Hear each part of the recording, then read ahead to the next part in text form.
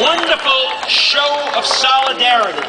Just compare this rally, which calls for peace, which calls for shalom, with some of the Nuremberg-type rallies that you've heard about in Fort Lauderdale, where people have called for more ovens for the Jews, in Paris, where people have called for the end of the Jewish state, in London, all over the world. But we here today are calling for peace. If the rockets that are targeting Jewish children in Sderot, and I was there with my wife last year on Purim, if those rockets were to stop, there would be peace.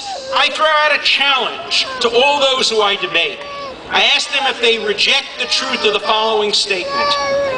If the Arab terrorists would put down their arms, there would be peace. If the Jewish state put down its arms, there would be genocide. No one can dispute that. Never in my lifetime have I encountered a conflict which is such a pure conflict between good and evil as that which is occurring today in the Gaza. Hamas has invented a new weapon in its war against Israel, a new weapon. It's called children. Children as weapons. It is almost as if Hamas took Palestinian children, put suicide explosive belts around them, stuffed them into cannons, and literally fired them at Jewish children in Sderot and Ashdod and Ashkelon. That's how cynical the tactic that Hamas has been using is. It's as simple as it is cynical. You terrorize Jewish children. You play Russian roulette with the lives of Israeli school children. After all, it's only a matter of time until a rocket hits not an empty kindergarten, but one filled with Jewish children. It's only a matter of time, and no country need play Russian roulette with the lives of its children, and then provokes Israel into responding. It deliberately and willfully uses children as human shields. Just yesterday, the Israeli army uncovered a map captured from a Hamas fighter, showing that all the weapons were stored in private homes, stored in schools, stored under hospitals, stored in mosques. Every time a Hamas rocket kills a Jewish child, they win. And every time an Israeli rocket inadvertently hits a Palestinian child who was put in harm's way by Hamas, they win. They have figured out a win-win approach to the media. And the media and the international community is complicit because it doesn't have moral clarity about what's going on. And what we need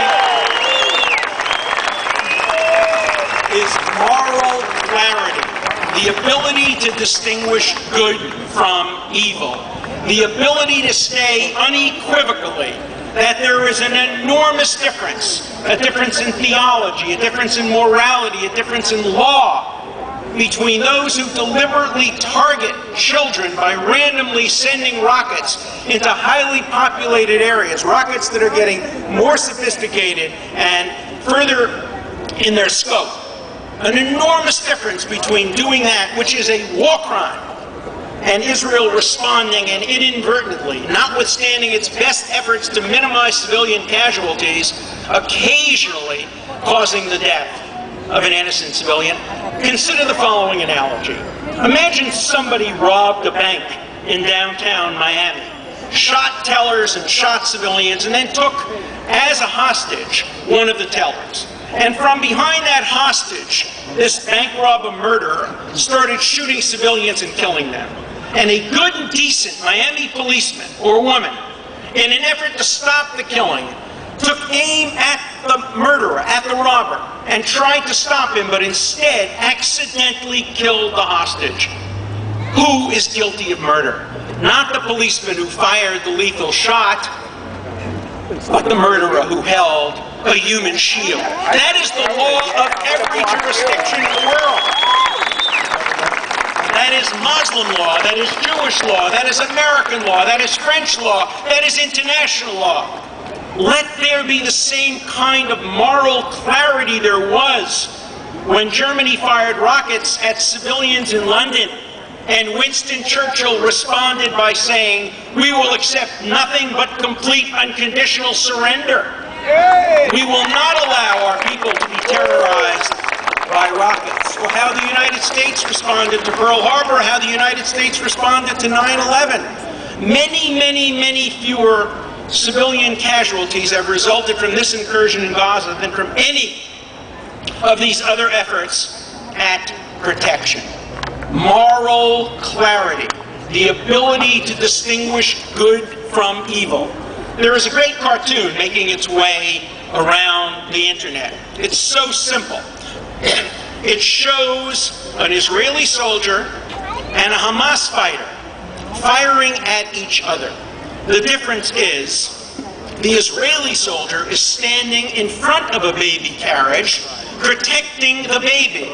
The Hamas soldier, or a terrorist, is standing behind the baby carriage, using the baby as a shield. Sometimes it takes a cartoon to show moral clarity. Now, every one of you today has an obligation to truth, justice, and morality. It's not enough to come to rallies. I want each of you to make a commitment of devoting 1 hour, just 1 hour a week, to writing to every congressman in Washington, to writing to the president-elect, to writing to the Secretary of State, to writing to your local newspapers, to calling into local talk shows, to creating a YouTube, to creating a Facebook, to do something using the modern media. We are losing the media battle throughout the world today. Each of us is a soldier in that war, and we must commit ourselves to winning the war, not only for us, not only for Israel, but for the survival of morality and for maintaining the distinction between good and evil. You are on the side of justice. Let no one try to persuade you otherwise. Keep fighting for justice. Be strong, be determined, and we will prevail.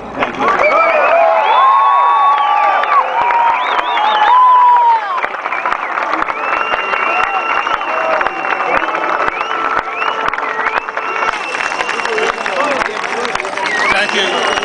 Thank you, Professor Dershowitz. Thank you.